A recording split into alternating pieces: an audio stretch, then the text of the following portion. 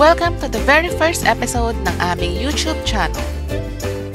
For today's video, samahan nyo kaming mamasyal sa Agoo, na kilala rin bilang home of the majestic eagle of the north.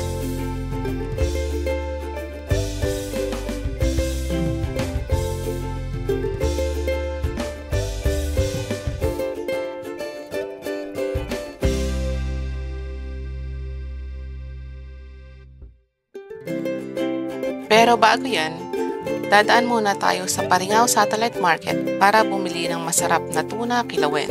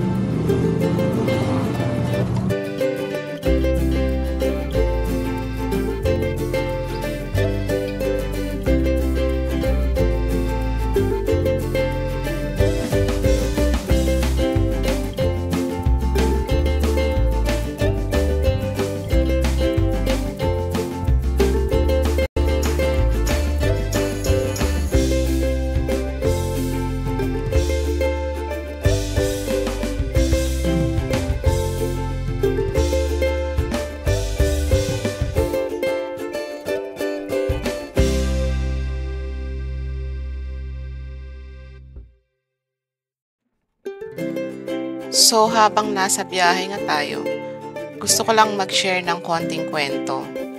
Tuwing bumibisita nga pala kami sa bahay sa Agoo, hindi talaga mawawala ang mahiwagang bote at baso habang nagkukwentuhan.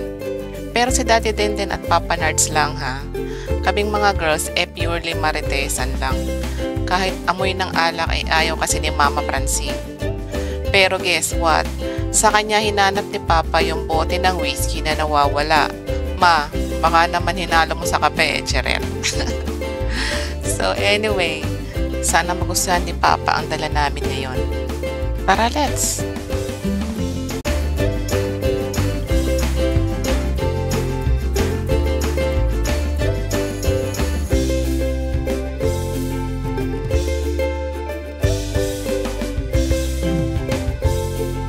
Nandito na rin naman tayo.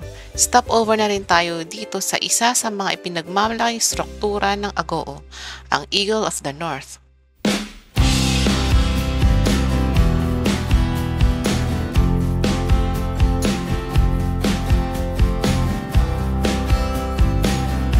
The giant Eagle of the North is a park and tourist attraction in Agoo, La Union. Located along Dauce de Aspiras Highway, the park features a concrete sculpture known as Eagle of the North by Anselmo Dayag.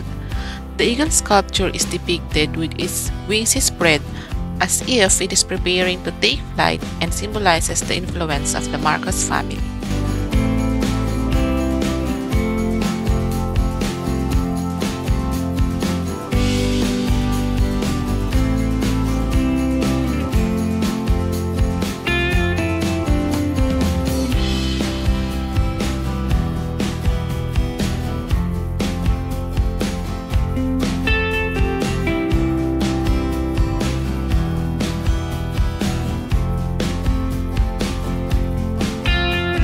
Welcome to Macalfa!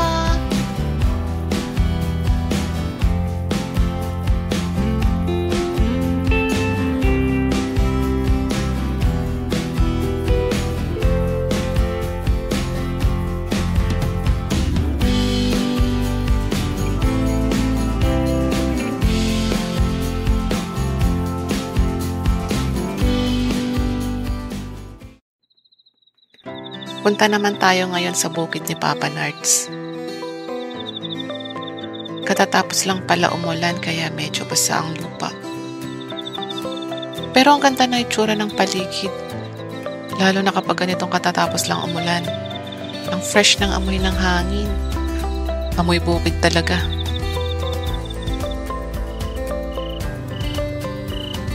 Grabe yung huni ng mga kuliklik. Tinik na tinik mo talaga. Lalo na sobrang tahimik pa naman ng lugar.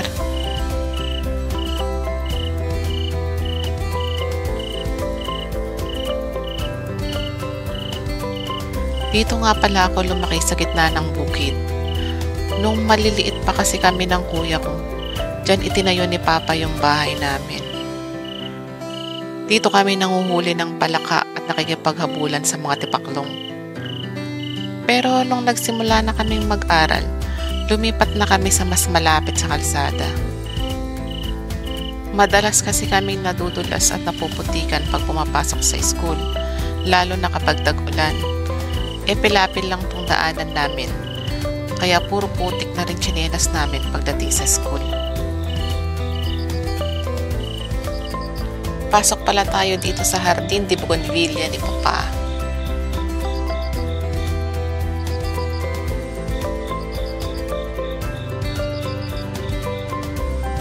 Iba-ibang variety daw ng bougainvillea yan.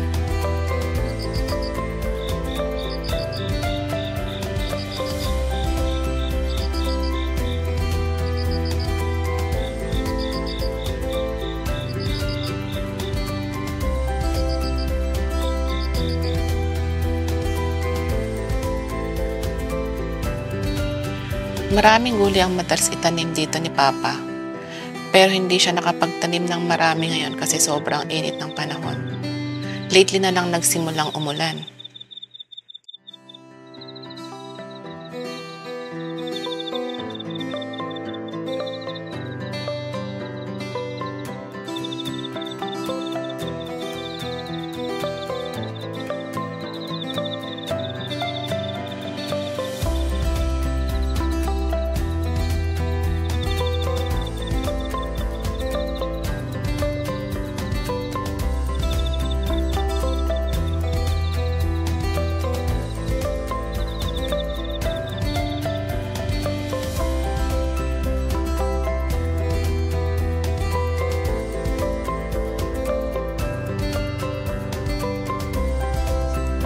Thanks for watching!